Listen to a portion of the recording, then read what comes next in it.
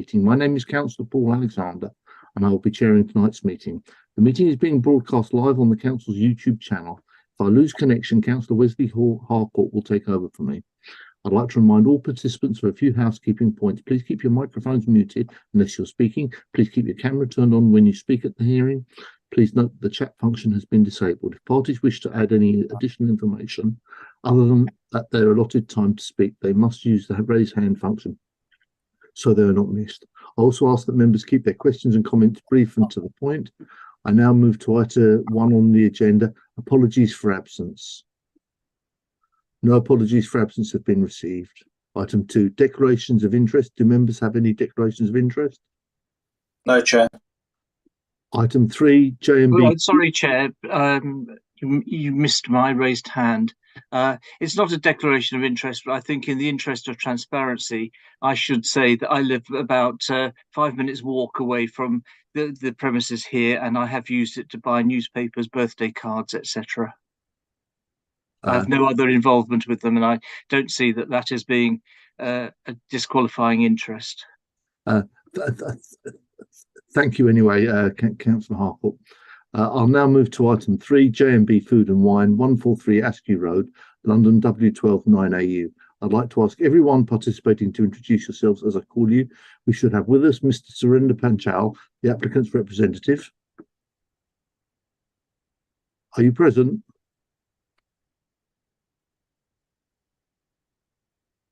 Mr. Panchal, are you present? Yes, I am present. Sorry. Thank you. Mr. Bhatia, the applicant. Yeah, he's here. His son is here and Mr. Bhatia is here. Yeah. Lorna McKenna, licensing officer. Present, Chair. Christina Perez Trio, licensing officer. Present, Chair. Thank you. Emmanuel Mponsa, the council's legal officer. Present, Chair. Objecting. Are there any objectors present? No, none have confirmed that they're attending. No, but are there any present? No objectors are present. Okay, thank you. I'll now move to the licensing officer. Licensing officer, would you please introduce the application? Yes, of course.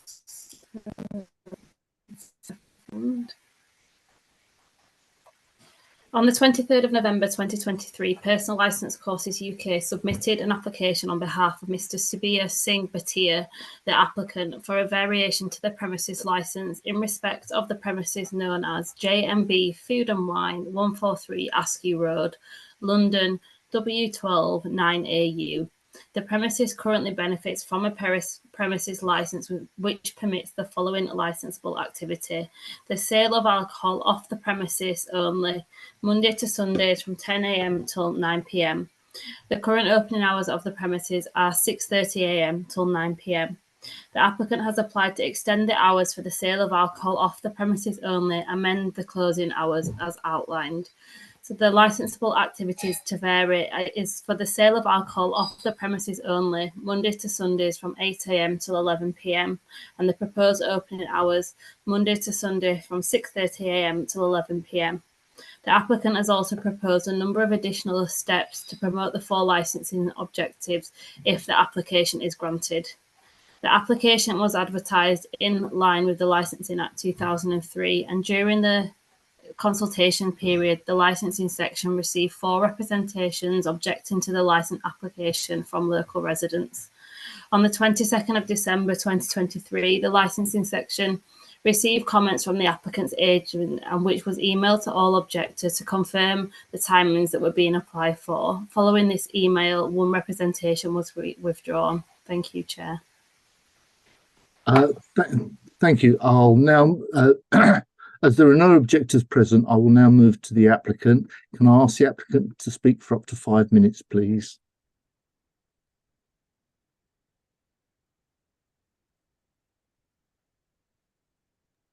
Sorry, Chair, I just got myself unmuted. Thank you very much, Chair. I'm going to be brief. I have no dispute or any questions on the license officers. Chairman, the applicant has acquired this shop about 3 to 4 months ago. And when he acquired the shop, the licensing hours were 10 to 9 and 6:30 to 21. He intends to increase the hours. It's going to be a family-run business. I'm looking at guidance 10.15, which says shop, stores, and supermarkets should normally be free to provide sales of alcohol for consumption of the premise any times when the retail outlet is open for shopkeeping, unless there are good reasons based on the licensing objectives for restricting those hours. When I say that, is he understands the 4 licensing objectives. He is going to robustly promote the 4 licensing objectives by having a training manual, refusal book, all the posters normally that we provide. All the staff are going to be trained,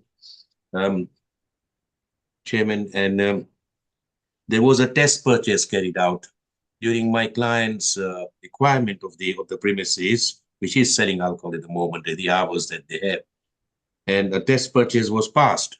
So you could understand that that test purchase passed.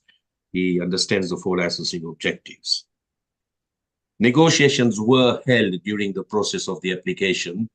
The concerns that we looked at the objectors, and the client agreed to reduce the hour from 6:30 to 8 o'clock. By doing that, one of the objectors removed his objection. So, Chairman, we feel we're happy to take any questions. I don't have much to say on this, but it is a very, what do you call it, a very understanding retailer who understands the policy also of the Hammersmith. We do have made them understand the policy. And in that area, it is a normal core hours into your policy to not go beyond the policy's core hours of 11 o'clock. And alcohol will start from 8 o'clock instead of the 6:30 that we applied for. It is a news agent, and you heard Councillor Wesley buying his newspapers there. And it serves the community with the newspapers every morning at 6:30. So, Chairman, that's our application, and we are happy to take any questions. It is going to be a family-run business.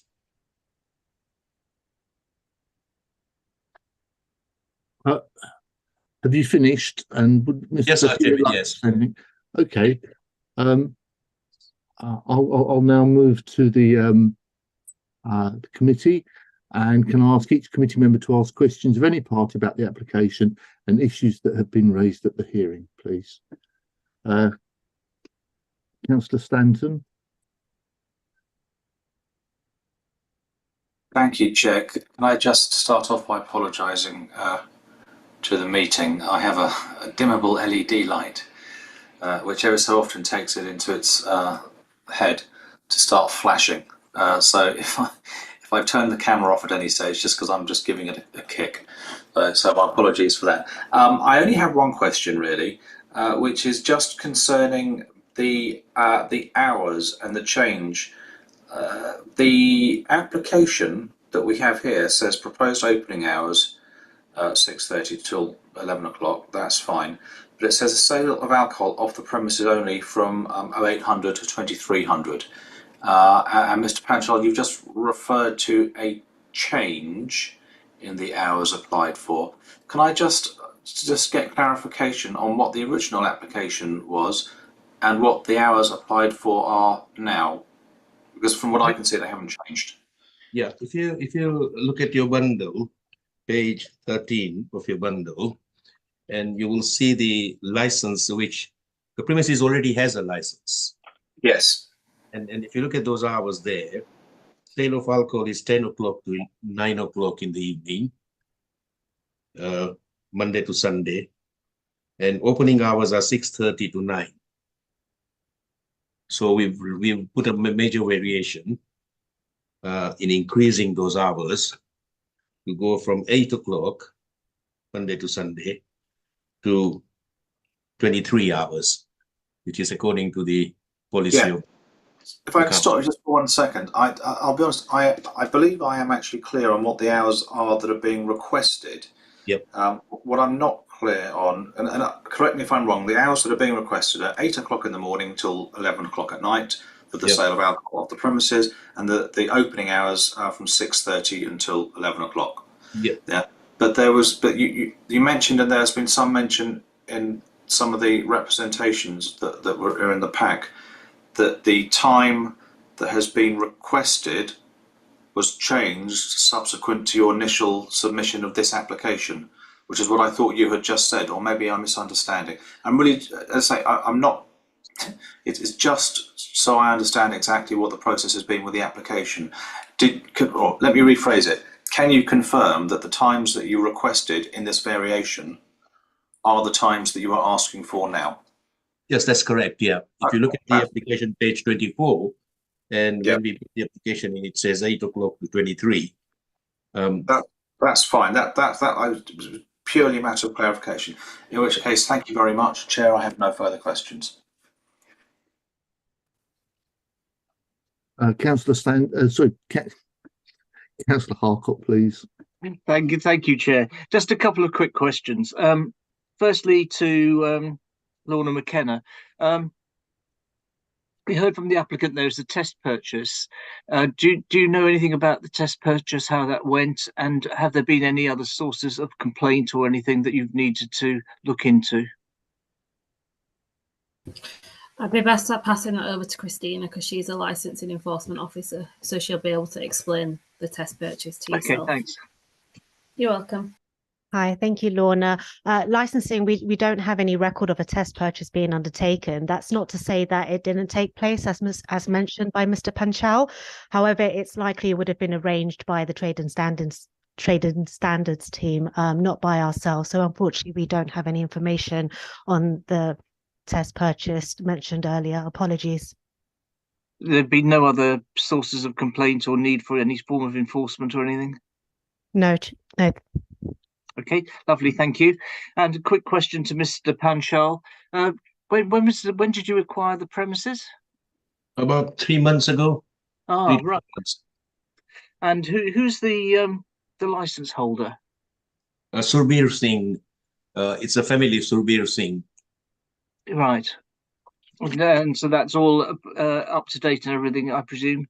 Yes, they are. They're up to date, yes. Okay, that's all I had to ask. Thank you very much.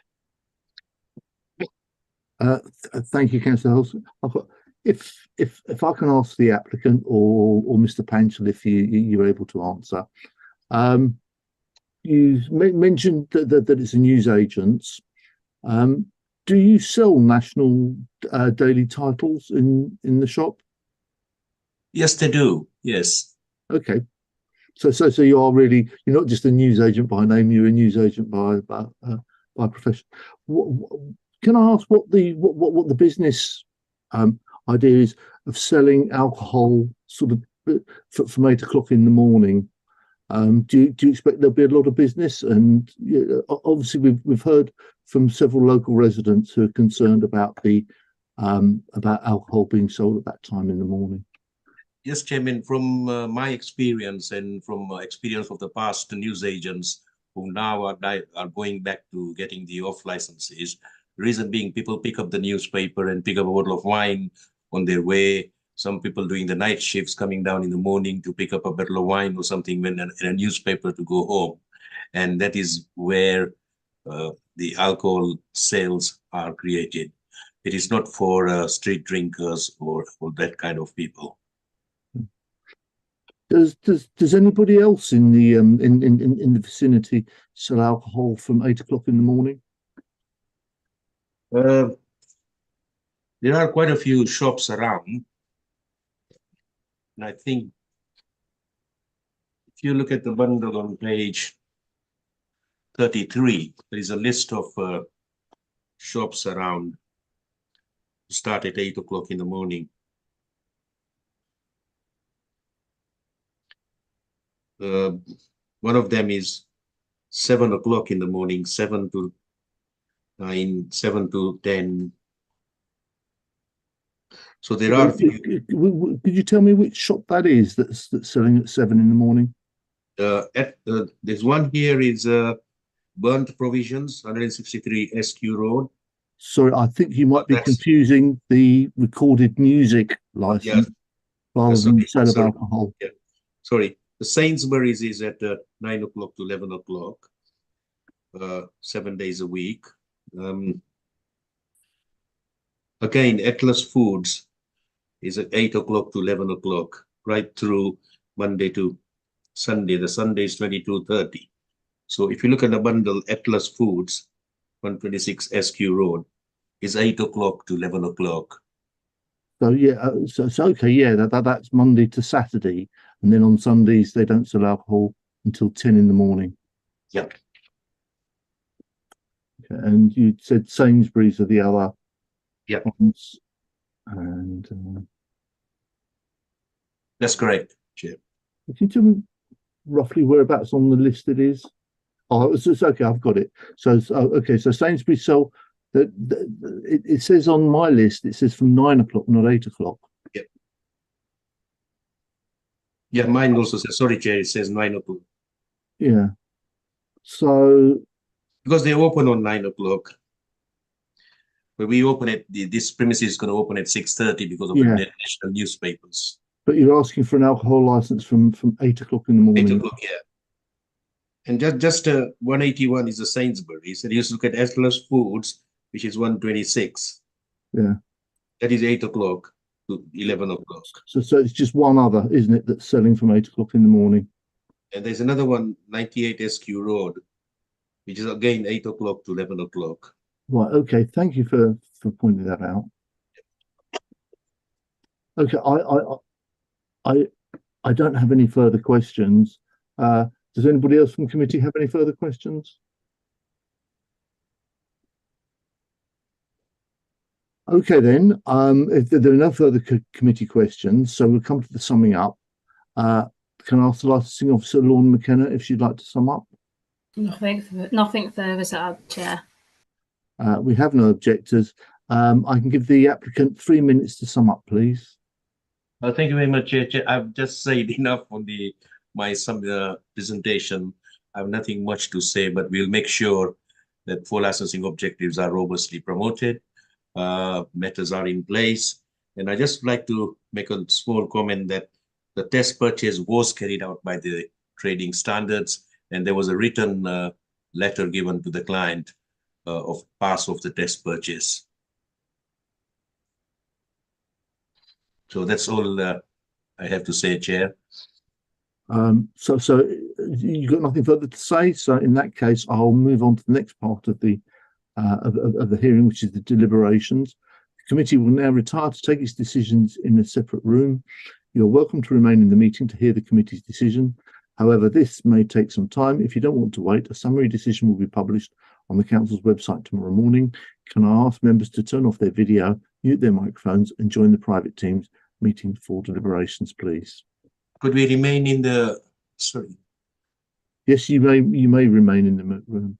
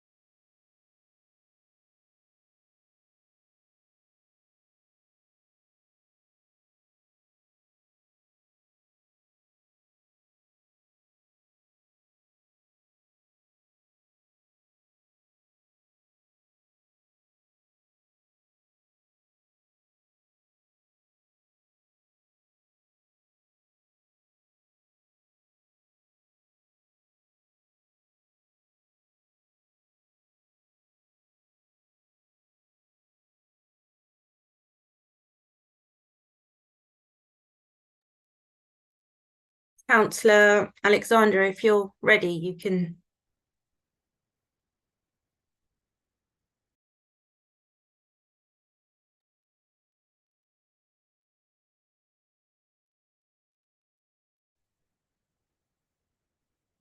You're on mute, Councillor. Councillor Harcourt. I'm here, but unfortunately, I've got this blooming video issue. I don't know what's gone on. Why it's not playing ball.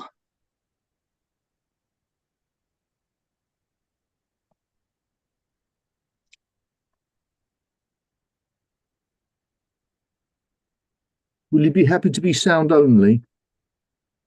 I'm happy to be sound only if the applicant is. Yeah, Mr. I'm fine with that. If Mr. Panchel's happy, then I don't mind. I'm happy with that. Thank you.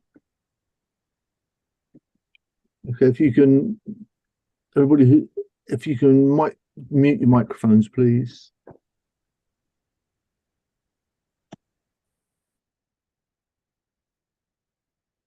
Okay, Lorna, may we start?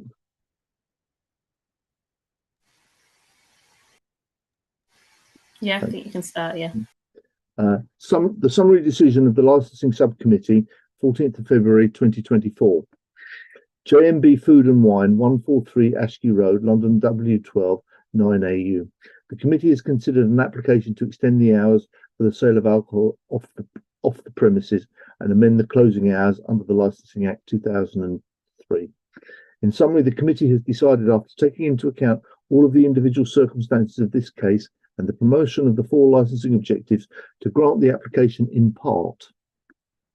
The sale of alcohol off the premises only, Monday to Sunday, 9 in the morning to 11 at night. That's 2,300 hours.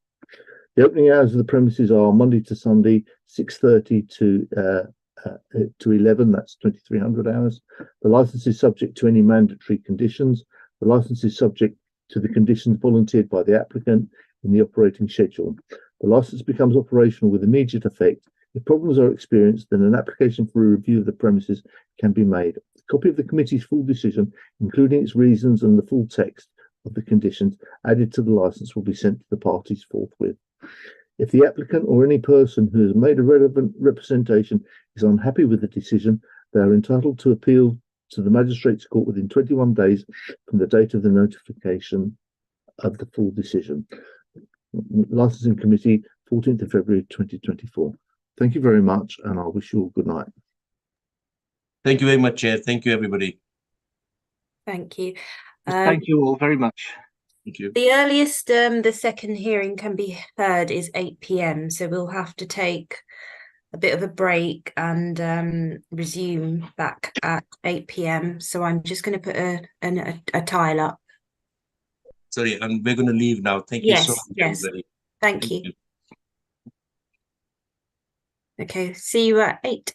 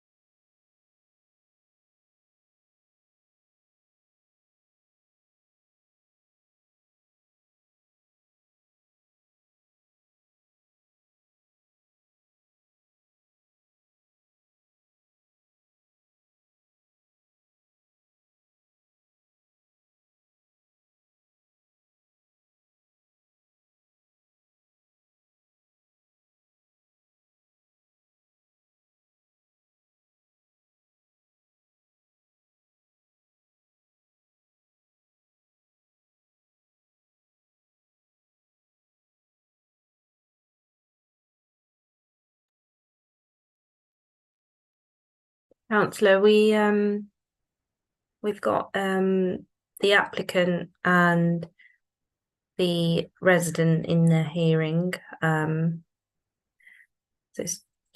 So when you're ready at 8 o'clock, you can proceed. You're on mute. Thank you. Let's wait. Better wait till it's exactly 8 o'clock. Yeah.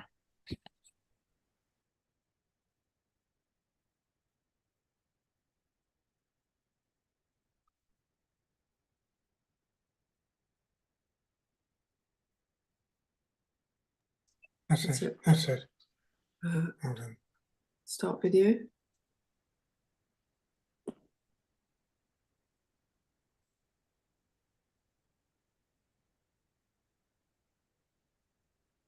Okay, Yeah, well just you've got to move down a bit. That's it.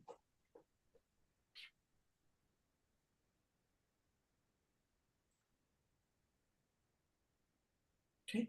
yeah, thanks. I was just hope. So now,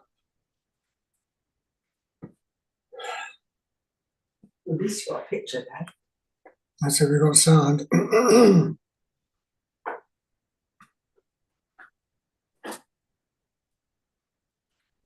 We can hear you, but I'll just put you on mute for now. Okay. All right. We're ready to go. Yeah, thank you. Thanks a lot.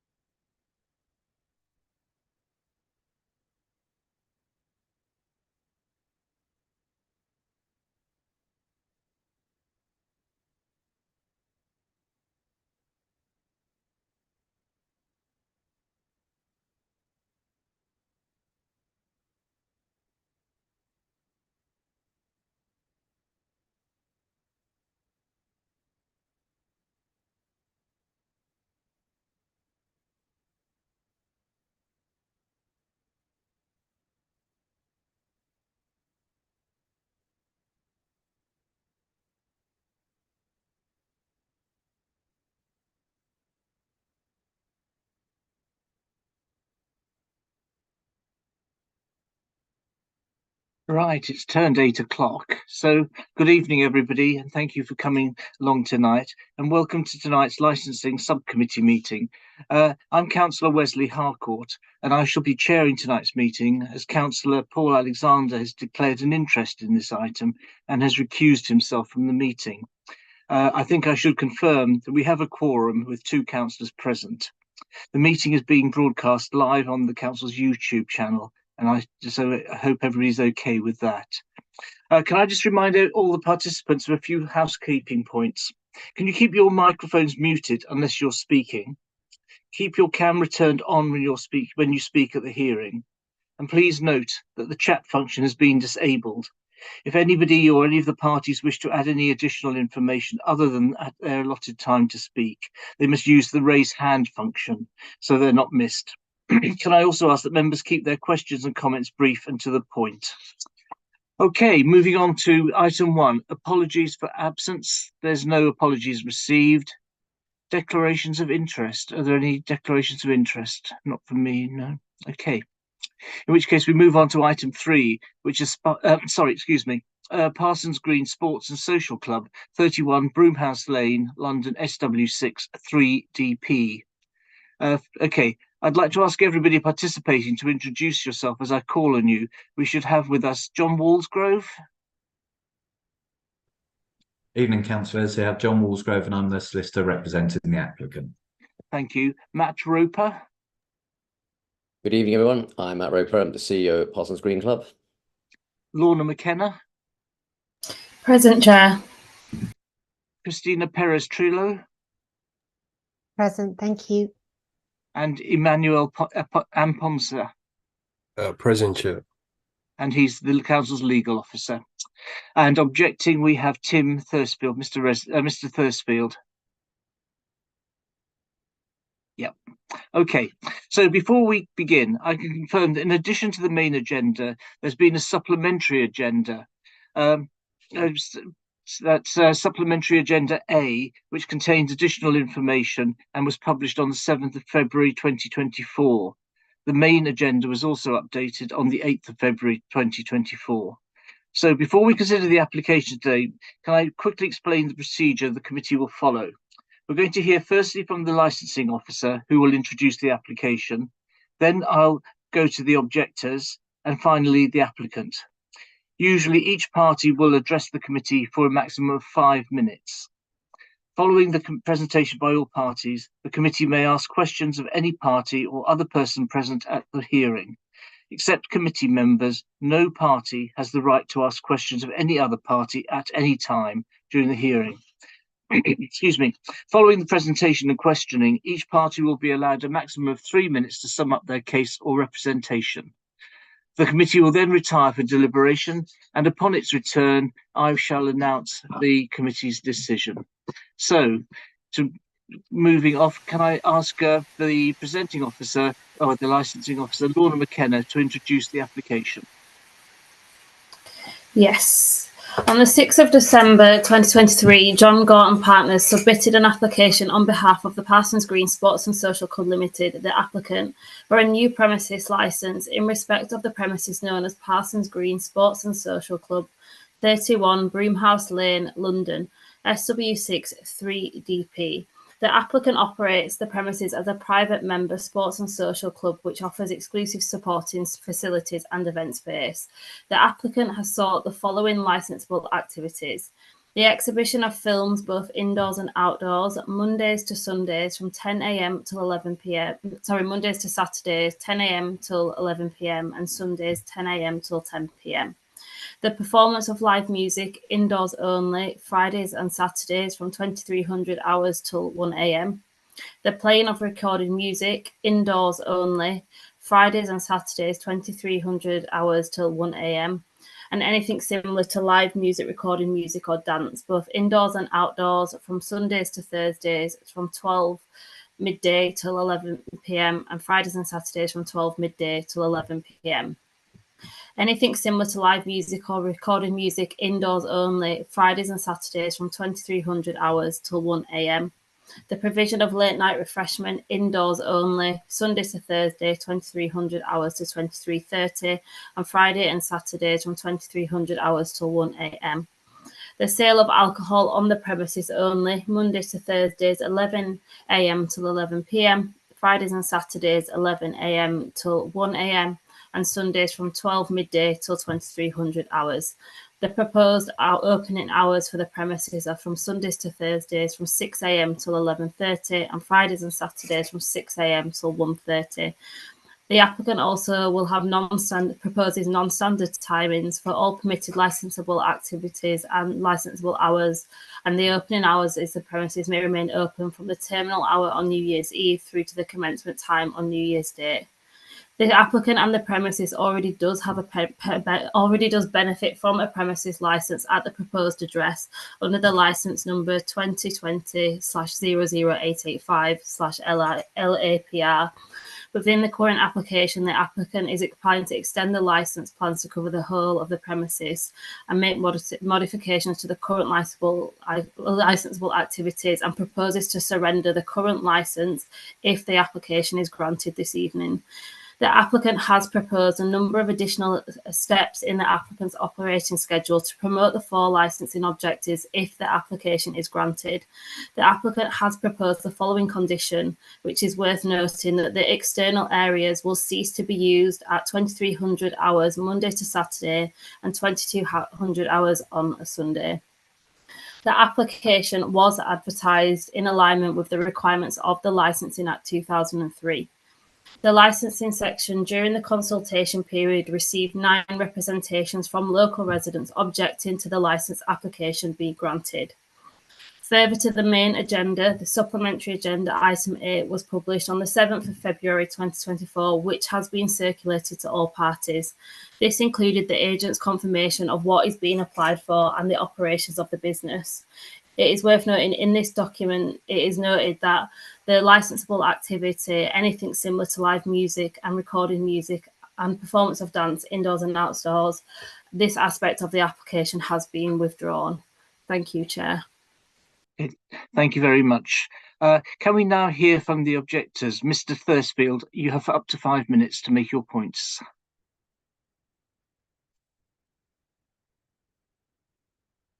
You're on mute.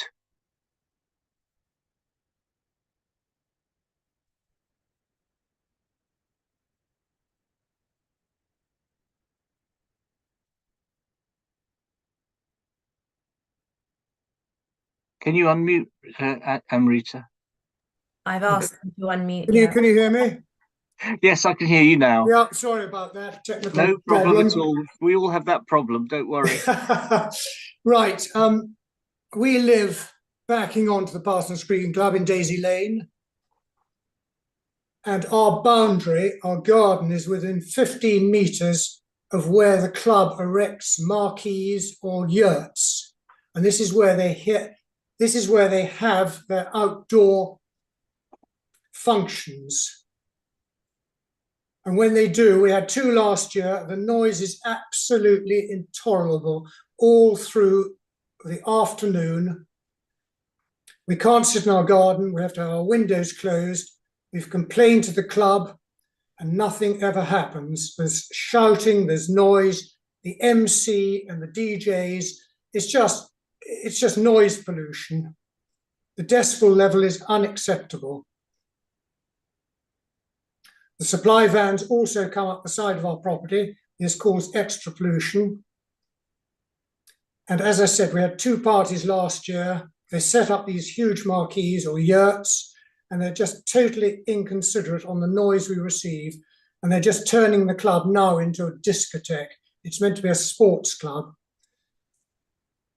And that's really all I have to say. The community are very upset about it, people in Daisy Lane.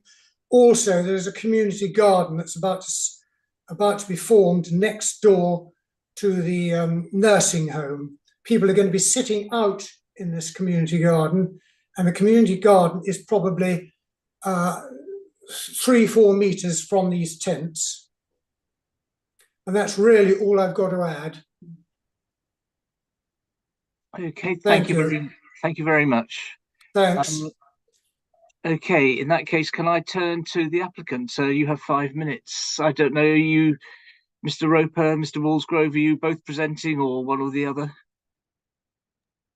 Thank you, Councillor. Yeah, I'll make the representations. Mr. Roper's here to answer any questions should you have any subsequently. Sure, that's fine. Just to refer you to my colleague's written supplemental agenda, which you have before you, which your licensing officer referred to in terms of some of the changes that have been made to the application. So all the entertainment similar to live music and recorded music, that aspect has been withdrawn. But I do ask you to pay particular attention when you retire to consider your decision, the list of conditions which is included in that supplemental agenda.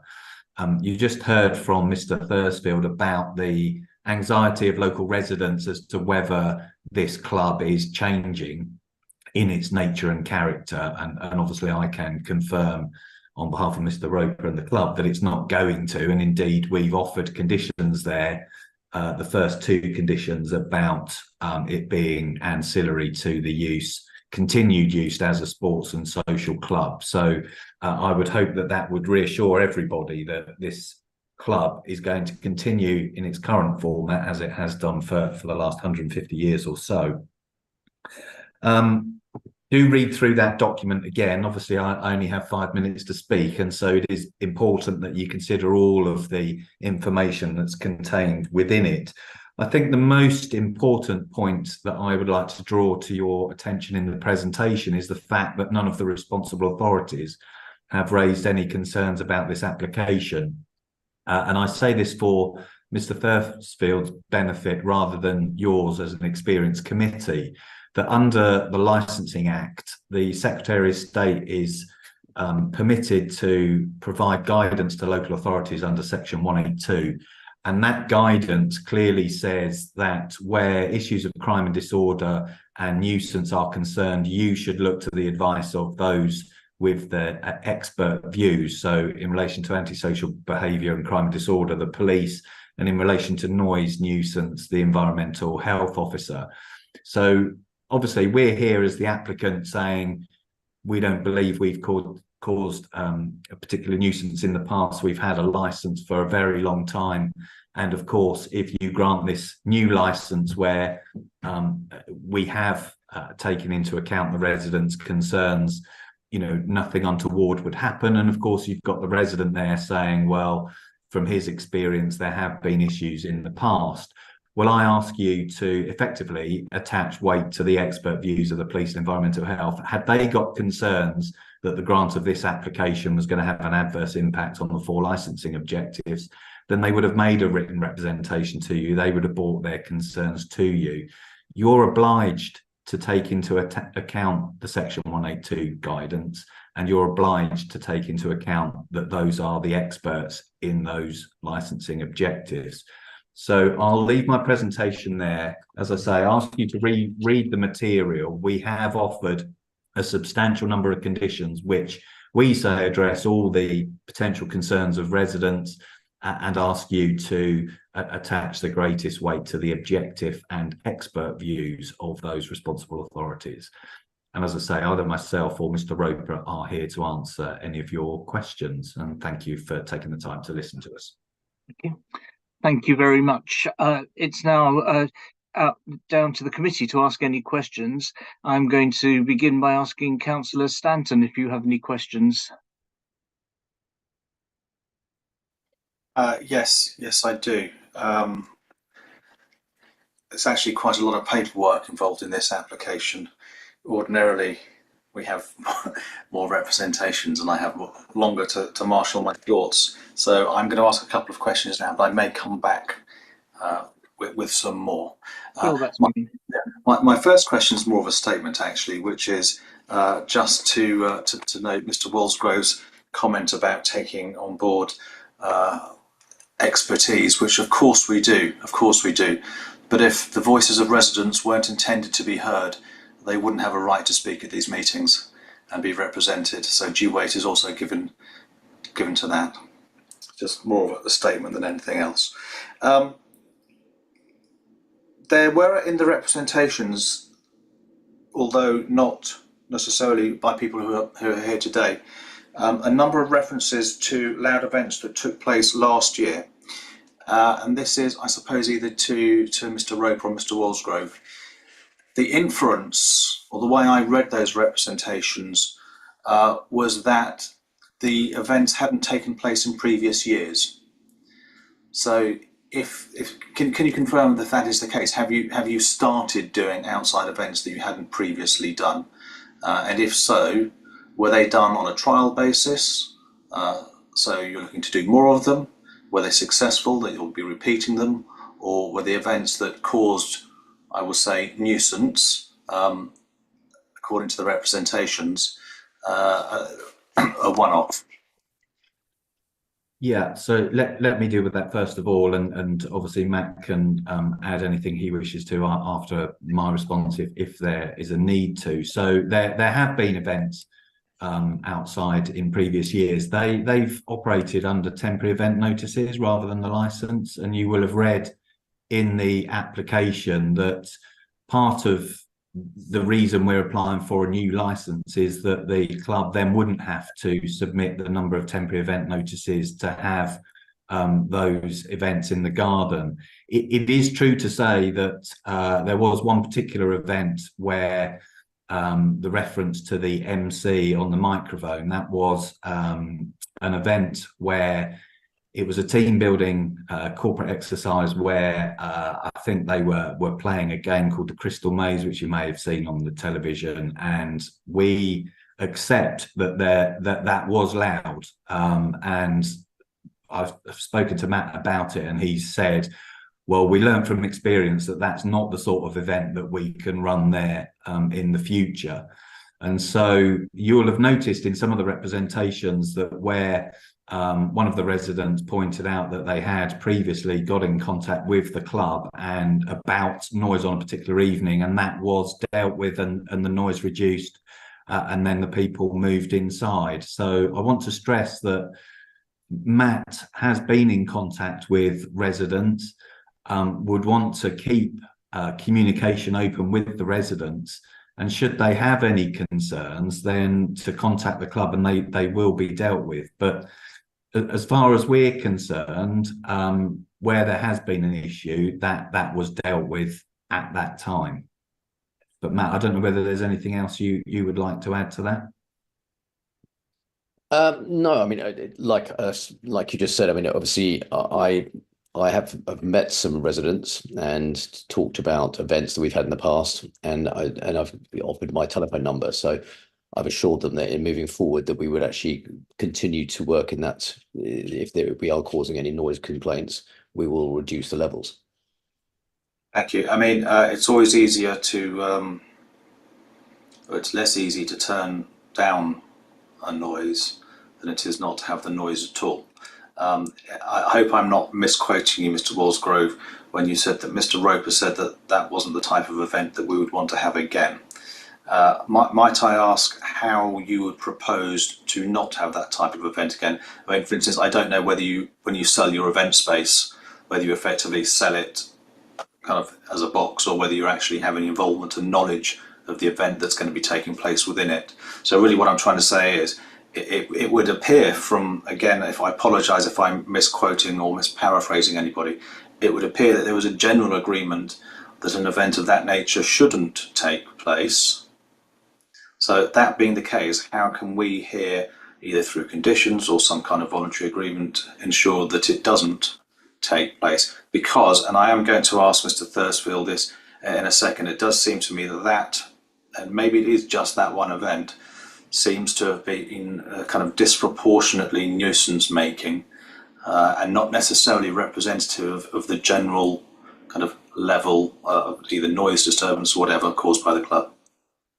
Yeah, just in answering that question, obviously whenever there is an event which is booked, a private event for the premises, then there is effectively a risk assessment carried out as to, you know, how many people are coming, what activities are they going to be doing, and, you know, care is given to ensure that wouldn't cause any nuisance to the neighbours. The overriding issue for local residents is, of course, they can review the premises licence at any time. So where we're saying, well, we've held events in the past and that there haven't been any issues other than that one that we, you know, are aware of, we're confident that we can run events without causing any problems. And we know that we have to do that because anybody can review the premises licence at any time. We know that holding the premises licence is a privilege.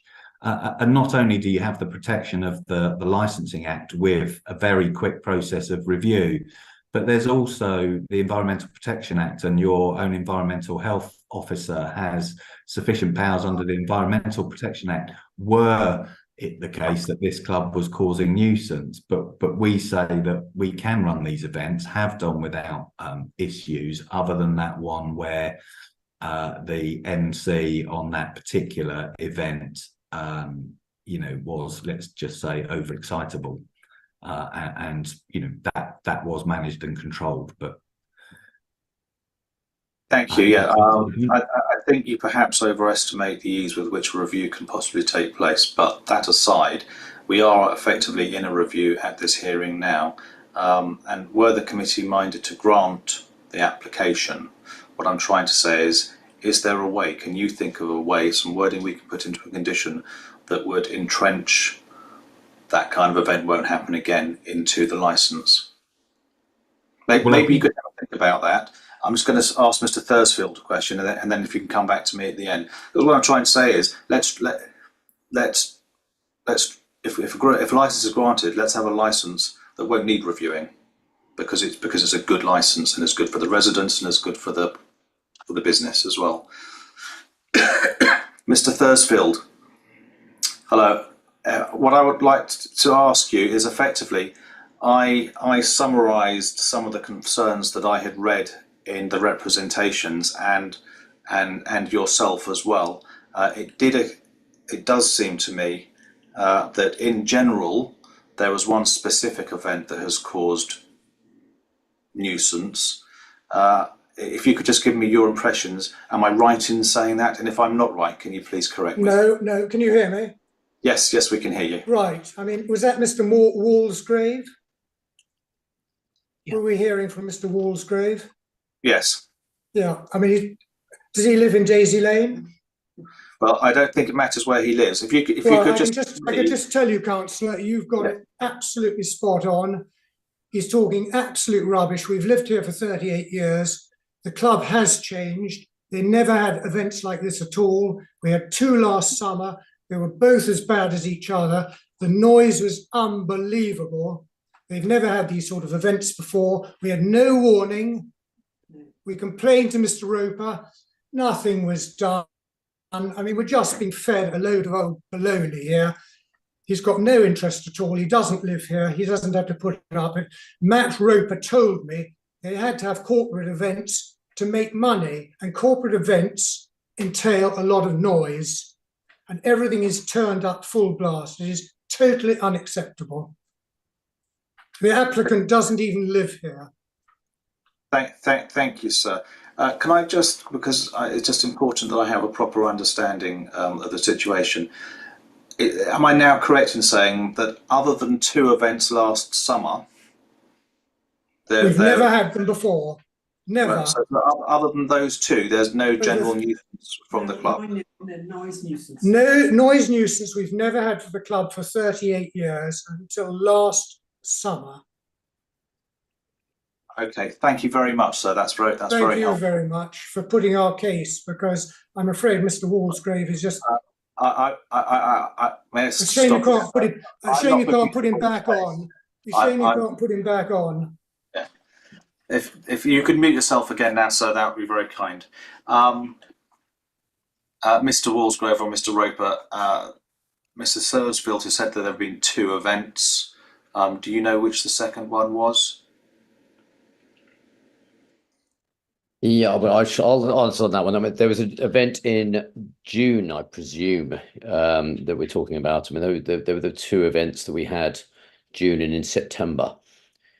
So I'm not sure which is the other event in question here, but I'm aware of, obviously, the Crystal Maze marketing, this sort of team building event. Yeah.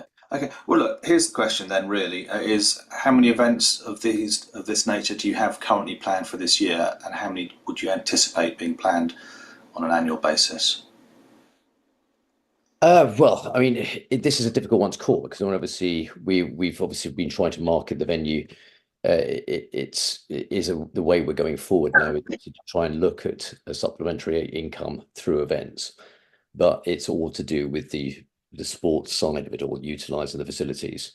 This was a one-off that we had. There was quite a large number of people, but it was testing the water last year. Thank you very much. Right, coming to this will still be a question for the applicant. This is just really a matter of clarification. I'm just trying to find the page here somewhere. Oh, it's in the supplementary. Could you please just, I think I've read this right, maybe you just can tell me if I'm wrong, that anybody attending the club, no matter what the event, will have to sign in. Is that correct? Correct, yes. So even if it's a corporate, the guests of the corporate would have to sign in on. Yeah, that was a condition that we had. Okay, and there is a sentence here in the supplementary agenda, which is, it's on page 12 of the supplementary agenda. It's point 2. It says access to the premises shall only be permitted to members of the sports and social club, their guests, and any other person authorised by the premises licence holder. If you just hold that in your head for 1 second, On page 15 of the supplemental agenda, it says the only people who are permitted to use these premises are members of the club and their guests, nominees of corporate members, persons attending a pre-booked function or event, or any other person authorised by the licence holder. So again, it's any other person authorised by the licence holder. So I'm just trying to find out, what does that actually mean? That is the condition which is on the current premises licence that's in existence. So effectively, that would be Matt Roper's decision as to who would be able to use the premises. And it's worded in giving the discretion to the premises licence holder as to who can come on site. Because, as I said, there is the power to review a premises licence. So there has to be some autonomy of the licence holder to allow persons on site for various reasons. And I know my colleague was making the point in correspondence previously that for example, just for us to be able to take instructions, if there wasn't that discretion to allow any other category of person on, we wouldn't have been able to go to the site ourselves. So that's a condition that's been on the current license for a long time, and that's worked well. And so we say that will work well now. As you've heard Mr. Roper say, and there's nothing wrong. I mean, most applications for licenses and variations are commercially driven. They don't do it for the good of people going there. It is a commercial decision. There's nothing wrong with an applicant coming to you to ask to change the license so that there is a greater degree of flexibility from a commercial point of view. And that is the point of the application, to be able to have a few events a year that they'll be able to gain income from. And that's going to be at effectively Matt Roper's discretion. And you asked me about, well, what condition could be added to the license regarding the potential to reduce the possibility of another Crystal Maze scenario. And I guess, as I said to you, the club, the premises license holder, would carry out a risk assessment when a booking was made. And that really, in addition to all the other conditions that have been offered, would be the only one that I could probably suggest to you, is that that's formally documented, that there has to be that risk assessment, so that whenever there's event, should anything untoward happen, then the local authority would be able to look at the risk assessment that was conducted and see whether there was any culpability on behalf of the license holder, or in this example of the Crystal Maze, whether that was something which was at the time unpredictable, but then dealt with, when the situation arose. Thank you. And I should clarify, there was no criticism meant by any of my questions. It's none taken either. No. Chair, I think that's it for me for now. Okay, thanks very much. You can come back in a couple of minutes if you think of anything else. Can I just begin by asking, I think it's going to be Miss Perez Trillo questions. There's in some of the representations, there's comments about, or Miss McKenna, I'm not sure who's going to answer this. There are comments in the representations about a lack of advertising, and the blue notices not being very either visible or not being displayed for the full period of time. Can you confirm one way or the other whether that is the case? I can confirm that the notices were displayed correctly. I think there's sometimes a little bit of confusion between planning and licensing, because I believe with the planning application, letters are sent to the properties around, but that's not the same in the licensing process. They just have to display a blue notice near and around and on the premises, and we've got evidence that it was advertised correctly and in line with the Licensing Act guidance. And with that adequate time? Yeah. Okay. The next question is, have you ever had cause to investigate or visit the premises following complaints? Christina will be able to answer from a licensing perspective, but just on the noise and nuisance side, I did speak to Ian, one of the noise and nuisance officers, because I thought preempted that this could potentially be a question, and obviously noise and nuisance haven't placed a representation against the application, and he says they only have one record of an anonymous complaint, which was in September last year, which would probably align with maybe the Crystal Maze thing that's been discussed about loud noise. In that was at 2:17 in the afternoon, and that's the only noise complaint that's been received against the premises in the last year. Okay, thank you. And the any investigations, etc., enforcement or anything? With respect to licensing, so according to licensing records, we don't appear to be in receipt of any complaints against this premises. That includes during the dates and times of any approved TENs that the venue used. Residents are advised that should they experience any issues surrounding music, noise issues that is believed to be emanating from a premises, to call the noise and nuisance team at the time of the disturbance in order for officers to attend, substantiate and take action if necessary. But again, to reiterate, we don't appear from a licensing perspective to have any records of any complaints being made to us. Okay, thank you. Mr. Thursfield, can I come back to you? I'm sorry to keep you switching on and off the mute button. Right, you there? Yep, I can hear you. I saw you nodding I've listened about to all the this. notices. Could you just tell me what your experience was? Well, you're just being fed a load of old whatever from the club. The fact is, we have lived here 38 years. This is last summer is the only year that we've had these dues. Now, to say that they're not going to have them, or very infrequently, is absolute rubbish. They've told us they have marked out the croquet lawn already for their marquee, to erect marquees from April through to November, and they've also admitted that they want to have corporate events, and this Crystal Maze is a corporate event. As for complaints of noise, none of us know how to go about complaining. I complained to the club, they did nothing about it. Okay, and have you any experience of the notices being put up about this license? I think my wife's saying they put up at Christmas, weren't they? So nobody was here. They were just smuggled in. Okay, you've certainly made your point about the outdoor events.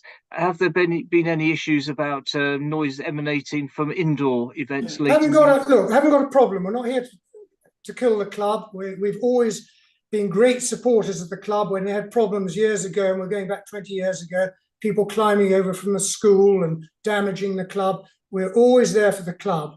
No problems for the indoors at all. In fact, we were members of the club. It's the outdoor venues against our back wall that is really causing us and other people major problems.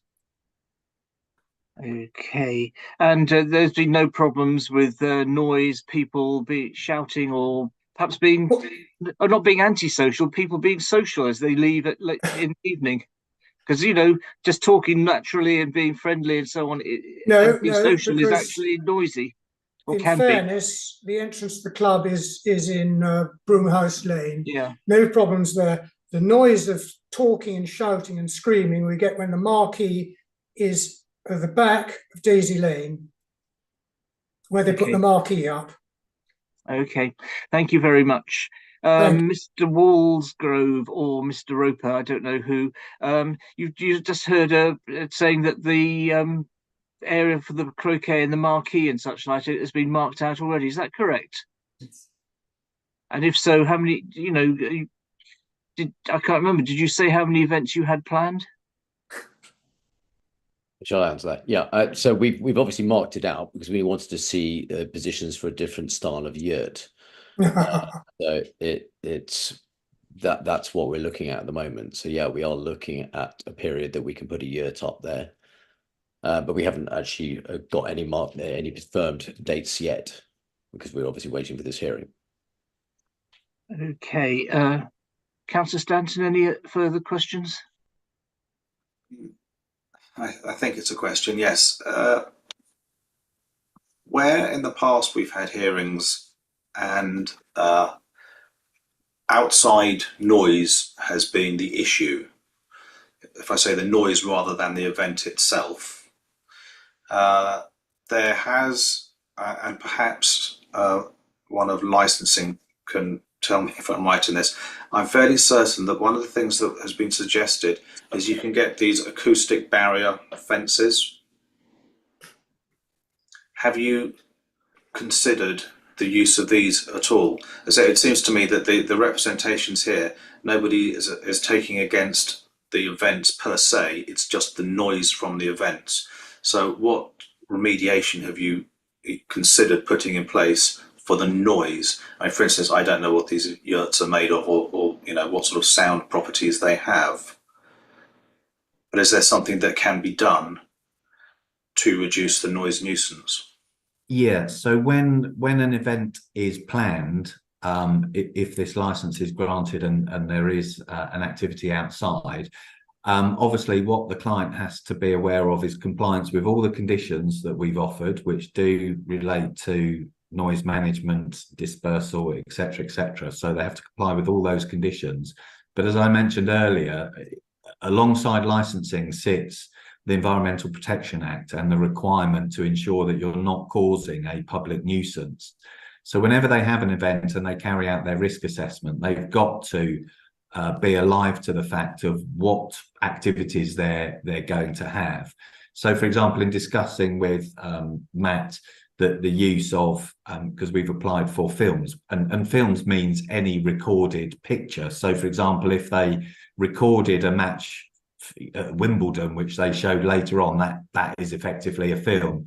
And he said even with something as you know, inane as that, they would look and consider and have to risk assess whether they would do it as a sort of silent event where the people attending to watch that would have headphones, and that's how they'd hear the noise. So if they want to put on an event where they're having any sort of amplified sound, whether it be an MC, whether it be music, they have to be sure that they're not going to be carrying out any sort of public nuisance. And your suggestion about acoustic measures, that would factor into it. So some events may well require additional acoustic measures to be taken, limiting the amplified sound or putting up other acoustic material, whereas some other events won't require those measures. So in terms of the premises license, we would certainly not invite you to impose any sort of condition about having to have various acoustic things in place, because each event will be different. And that's where I say that the risk assessment would be a sufficient condition, and the protection of the fact that you've got the Environmental Protection Act, the review there. And as I said, your environmental health officer hasn't put forward that there is any requirement for there to be any sort of acoustic measures put in place. They're content with the way that the license has been worded with all of those conditions, and to put that responsibility fairly and squarely on the shoulders of the license holder to ensure that they don't step out of line. Thank you. Okay, thank you. That's it for me, Chair. Sorry? I think that's it for me, Chair. Okay, Mr. Thursfield, can I just ask you one quick final question before we go to the summing up?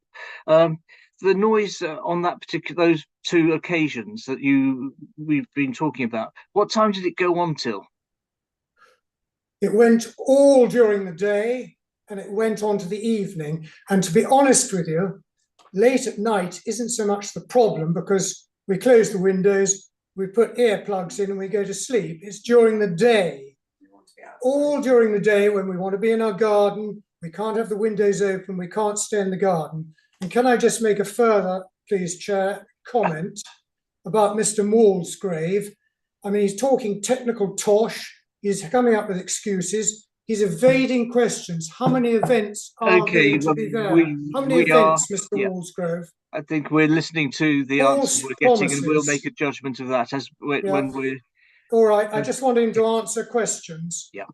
Okay. Anybody, Councillor Stanton, any further questions? This is just a question to licensing, actually, following from Mr. Thursfield's comment regarding the day. Am I correct in understanding that should we reject the application today, the existing licence would continue to allow for events such as those that took place last year?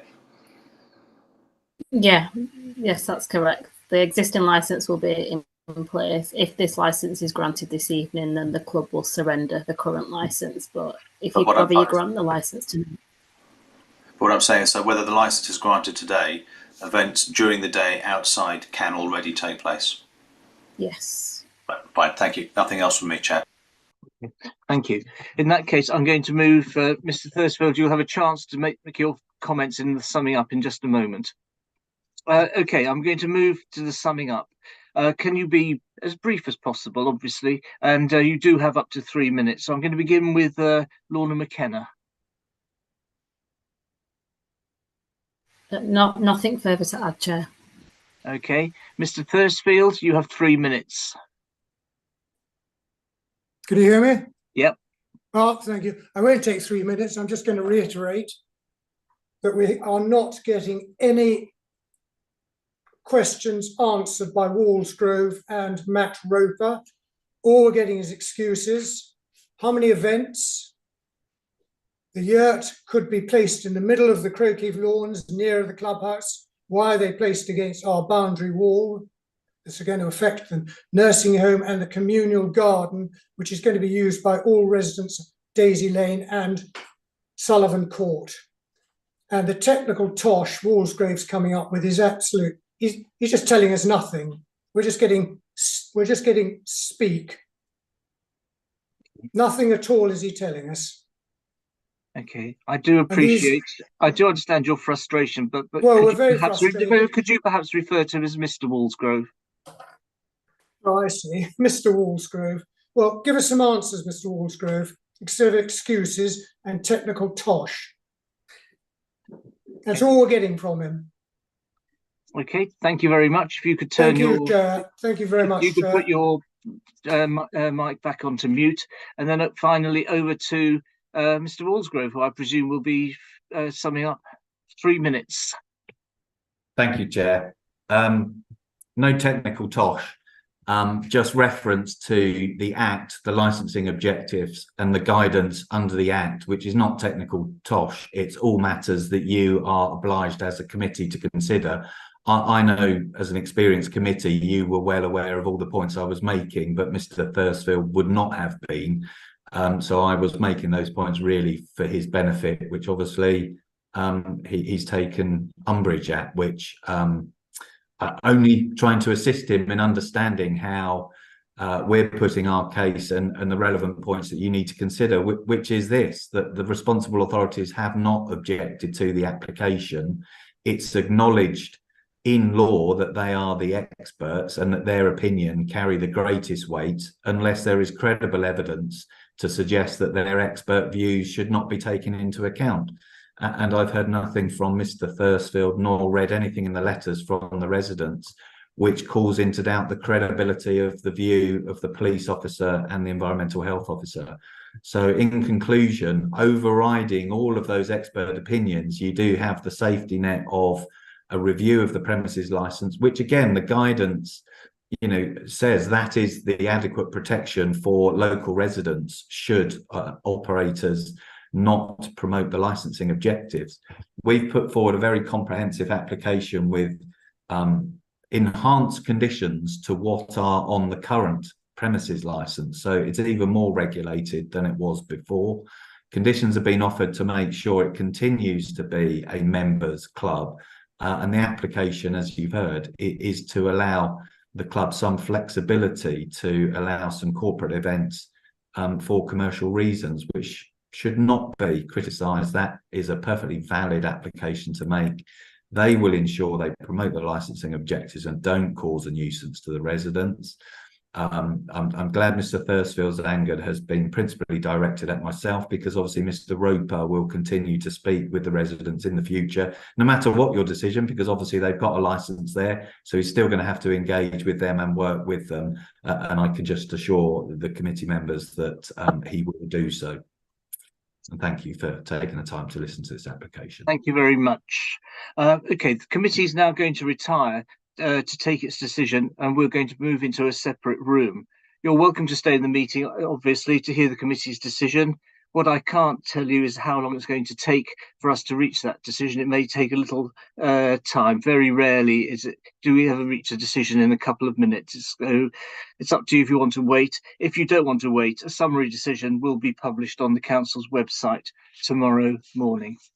Okay, so perhaps if everybody could just turn their cameras off and keep on mute, we'll be in another room and we'll be back as soon as we can.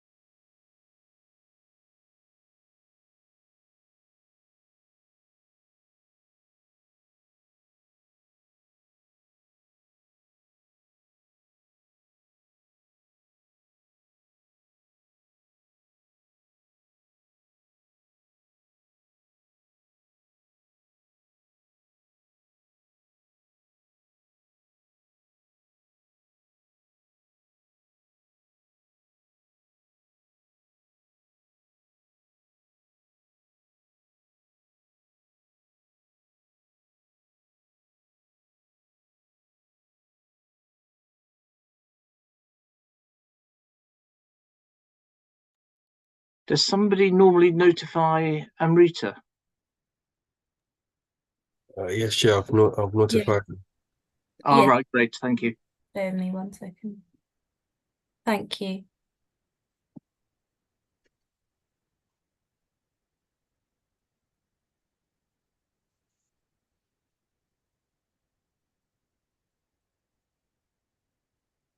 Councillor, when you're ready. There's is the objector not coming back? I think we said that people can leave and the summary decision. So I don't think, I think the objectors left meeting. Okay, no. I mean, he's entitled to or to stay. I'm just wondering if he had. Otherwise, we might have to wait a bit longer till he came back on. Okay. In that case, many thanks for waiting to hear the decision. The committee has decided the following, and what I'm going to do is read out the summary decision letter. So, where are we? Summary decision of the Licensing Subcommittee of the 14th of February 2024, Parsons Green Sports and Social Club, 31 Broomhouse Lane, London, SW6 3DP, the premises. The committee has considered an application for a new premises licence for the following licensable activities: the exhibition of films, both indoors and outdoors, the performance of live music indoors only, the playing of recorded music indoor only, provision of late night refreshment indoors only, sale of alcohol on the premises only, and this is under the Licensing Act 2003. In summary, the committee has decided, after taking into account all of the individual circumstances of this case and the promotion of the 4 licensing activity objectives, to 1, grant the application as follows: the exhibition of films, both indoors and outdoors, from 10 a.m. until 2300 hours Monday to Saturday, and from 10 a.m. until 2200 hours on Sunday, from the end of permitted hours on New Year's Eve to the start of permitted hours on New Year's Day. The performance of live music indoors only, from 2300 hours until 1 a.m. on Friday and Saturday only, from the end of permitted hours on New Year's Eve to the start of permitted hours on New Year's Day. The playing of recorded music indoors only, from 2300 hours until 1 a.m. on Friday and Saturday only, from the end of permitted hours on New Year's Eve to the start of permitted hours on New Year's Day. Provision of late night refreshment indoors only, from 2300 hours to 2300 hours Sunday to Thursday, and from 2300 hours to 1 a.m. Friday and Saturday, and from the end of permitted hours on New Year's Eve to the start of permitted hours on New Year's Day. The sale of alcohol on the premises only, from 11 a.m. to 2300 hours on Monday to Thursday, from 11 a.m. to 1 a.m. on Friday and Saturday, and from 12 midday to 2300 hours Sunday, from the end of permitted hours on New Year's Eve to the start of permitted hours on New Year's Day. Please bear with me. I do have to read all of this out because if there's any variation in anything.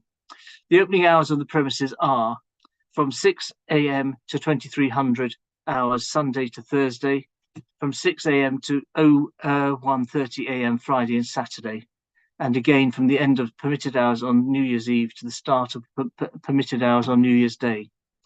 The license is subject to any mandatory conditions. The license is subject to the conditions volunteered by the applicant in the operating schedule. The license is also subject to 4 conditions imposed by the committee. 1. A responsible member of staff shall organise and accommodate meetings to discuss the operation of the premises with residents at least once every 6 months. The meeting shall be advertised at least 14 days before its due date by letter to residents and residents' associations in the locality, as well as to the licensing authority. 2. A responsible member of staff shall take the minutes of meetings with residents that shall be circulated to all attendees and to the licensing authority, and copies shall be readily available at the premises on request. 3.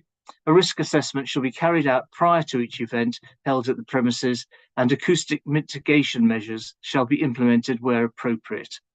The schedule of events should be made available on request from on request from the local residents. Sorry about that. This license becomes operational with immediate effect. If problems are experienced, then an application for a review of the premises licenses can be made. A copy of this committee's full decision, including its reasons and the full text of the conditions added to the license, will be sent to the parties forthwith. If the applicant or any person who has made a relevant representation is unhappy with the decision, they are entitled to appeal to the Magistrates' Court within 21 days from the date of notification of the full decision. Ends. Thank you all very much for your time and consideration in this matter.